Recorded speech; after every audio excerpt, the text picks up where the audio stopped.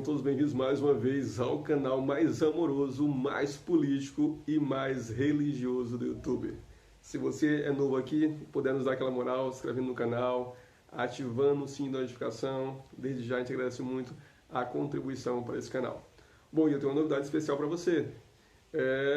Às vezes as pessoas perguntam, Cleiton, por que você não faz mais vídeos de forma mais constante? Gente, fazer um vídeo com esse nível de qualidade dá muito trabalho. A gente não monetiza ainda. Então agora você tem a oportunidade de ajudar o nosso canal.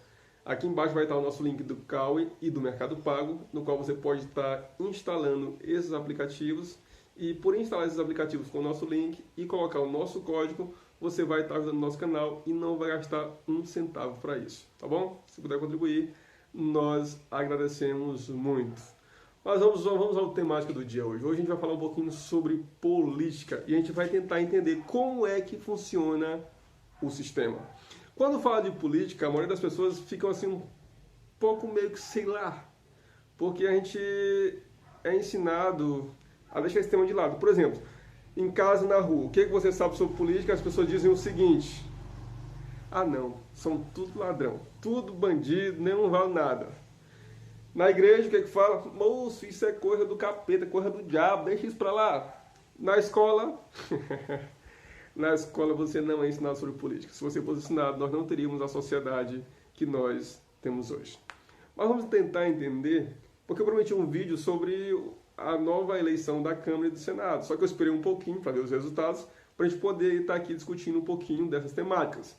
Então, essa eleição da Câmara dos deputados e do Senado Federal, ela é feita a cada 2 anos, para que possa haver uma troca nos seus presidentes e, assim, deixar a democracia mais sólida, né? Que é uma palavra que é muito falada no Brasil e, infelizmente, é só da boca para fora, que é a palavra democracia. Cada dia a democracia tem sido pisoteada. Mas vamos às temáticas. Nos últimos 2 anos, os presidentes da Câmara e do Senado, da Câmara é o deputado Rodrigo Maia e do Senado o senador Davi Alcolumbre, né? Nós vimos que prestaram um desserviço à nação brasileira, né? Nós vimos que o presidente da Câmara, o deputado Rodrigo Maia, ao longo dos seus 2 anos, ele não se preocupou em fazer oposição ao governo, e sim fazer oposição ao povo. Então, uma das principais ferramentas para nós entendermos como funciona o sistema é a questão da oposição. Quando alguém ascende ao poder, a oposição não está ali para fazer oposição àquela pessoa, mas sim à população, ao povo. Sabe por quê? Porque tudo aquilo que aquela pessoa, aquele presidente, aquele governador, aquele prefeito vão fazer em benefício da sociedade, o que acontece? Os caras vedam. Então eles não estão porque com a ideia de que não, ele vai ser bonzinho, todo mundo vai gostar, e ele vai conseguir se reeleger de novo. Então a oposição acaba não sendo ao governo, e sim ao povo, na maioria das vezes. E foi o que fez o deputado Rodrigo Maia, sendo que, curiosamente, o cara tirou 70 mil votos nas últimas eleições, sendo que tem deputado com quase 2 milhões de votos, mais de 1.600.000 votos, e o cara com 70 mil votos foi o cara que praticamente mandou no Brasil ao longo dos 2 últimos anos. Porque por mais que sejam 513 deputados da Câmara, só é colocado em pauta aquilo que o presidente leva para a pauta. E aí muitas coisas que são de suma importância acabaram ficando de lado, porque ele deixou caducar. Não foi muito diferente com o presidente do Senado, Davi Alcolumbre. Porque dentro desse Estado Democrático de Direito, que é formado pelo Poder Legislativo, Executivo e Judiciário, a ideia é que os poderes sejam independentes. Sejam uma espécie de trindade, cada um com a sua função, mas cada um sendo independente. E uma das principais funções do Senado dentro do Estado Democrático de Direito é garantir que o STF, que é a aristocracia máxima do poder judiciário, ele tenha equilíbrio. Só que a maioria dos senadores e dos deputados, eles têm algum processo correndo lá no STF. E ao longo dos últimos anos, os 11 ministros do STF têm cometido desmandos terríveis. E a gente vai falar já de um que é bem recente e que está causando muita polêmica. Então, a ideia é que o Senado ele possa, de certa forma, frear os demandos ou em algum momento que o STF possa buscar sair daquilo que ele foi feito para fazer. Daquilo que é o seu dever, que é de guardião da Constituição. Tá bom? Só que o STF, ele é justamente quem decide se o senador ou um deputado vai ser preso ou vai ser solto por alguma prática. Seja essa de opinião, que a gente viu recentemente, ou seja essa de corrupção. Então fica naquela história de uma mão lava a outra. Só que muita gente se empolgou demais com essa nova eleição para o Senado e para a Câmara, porque imaginaram, não, agora temos 2 presidentes novos. Lá na Câmara temos o Arthur Lira e no Senado o Rodrigo Pacheco.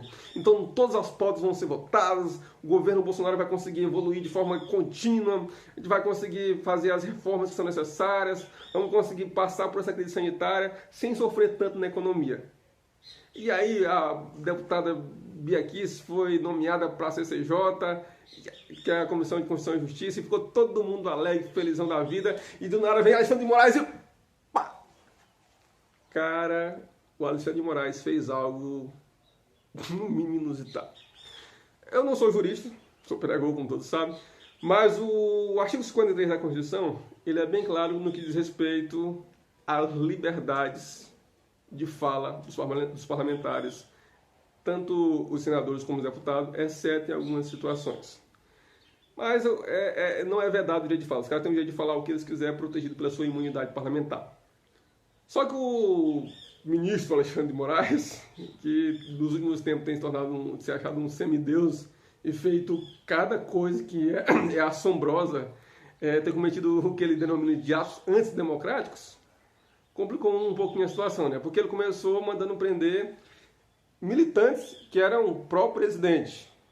Depois passou para jornalista. E essa semana o cara conseguiu a proeza de mandar prender um deputado federal por expor a sua opinião no Facebook, no YouTube. Você pergunta, Cleiton, você concorda com aquilo que o deputado Daniel Silveira falou? Não, eu acho que ele poderia ter sido mais prudente, ter falado as mesmas coisas, mas usando palavras diferentes, como fez o jornalista da Jovem Pan e alguns outros, o próprio Rodrigo Constantino e outros tantos que falam, mas de forma mais polida. E eu acho que ele acabou aqui exagerando um pouco no discurso, mas para ser preso, um deputado federal sendo preso por um presidente, ou aliás, pelo ministro do Supremo, sem passar pela Câmara, e ainda, segundo os juristas, tendo uma aberração política, a aberração jurídica, de o cara ser preso por um mandato em flagrante. Eu não sou jurista, mas dá para entender que se é em flagrante não tem mandato, se é em mandato não tem, e se for expedido um mandato, não tem flagrante. Então, galerinha, é essencial eu e você aprendermos o básico. Não é você é obrigado a se candidatar a deputado, a vereador, a senador. Não, você tem que entender o básico pelo simples. O que você come, o preço da gasolina, o que vai ser ensinado na escola dos seus filhos, tudo o que você faz é gerenciado por esses caras. Tudo. Tudo. Ah, não, eu não sou funcionário público, eu sou empresário. Beleza, e os impostos que tu paga? Essa carga tributária desgraçada que a gente tem no Brasil. Então tudo passa pela mão desses caras. Então não dá para a gente permanecer nessa ignorância política que temos. Então esse vídeo que fala um pouquinho sobre entender como funciona o sistema, porque em tese o Senado ele é responsável por frear atitudes do Poder Judiciário. O Senado e a Câmara em conjunto são responsáveis por frear atitudes do Poder Executivo e o Poder Judiciário ele é responsável por frear as atitudes que ultrapassam os limites tanto do Poder Executivo quanto do Poder Legislativo. Já o Poder Executivo, que é aquele que realmente é instituído pelo povo, né? Junto com o Legislativo também, mas o Poder Executivo é aquele que detém o maior número de votos, que é representado pelo presidente, ele não pode interferir em nenhuma e nem outra e acaba sendo interferido pelos outros dois poderes. Então a gente percebe que essa história de independência de poderes acaba sendo uma história da carochinha, tá bom? Então é por isso que é necessário a gente ter esse conhecimento. Conhecimento básico, assim como você precisa ter um conhecimento de, por exemplo, de autoescola. Eu acho que o cara deveria aprender trânsito desde as séries iniciais. Educação financeira, desde as séries iniciais. Então nós somos convencionados a crescermos dentro de uma ignorância política, dentro de uma ignorância social, e esse é o reflexo da sociedade que nós temos. Em breve eu vou estar fazendo um vídeo sobre o que eu aprendi na política. Eu acho que alguns de vocês sabem, eu me candidatei a vereador nas últimas eleições. Eu tinha muita vontade de entender o sistema por dentro. Então, no próximo vídeo, num vídeo não tão distante, eu estarei falando o que eu aprendi da política e essa questão de política e religião, que às vezes dentro da religião, essa questão política é tão demonizada, e a gente vai entender que isso acontece por falta de conhecimento da maioria dos que lá estão, tá bom?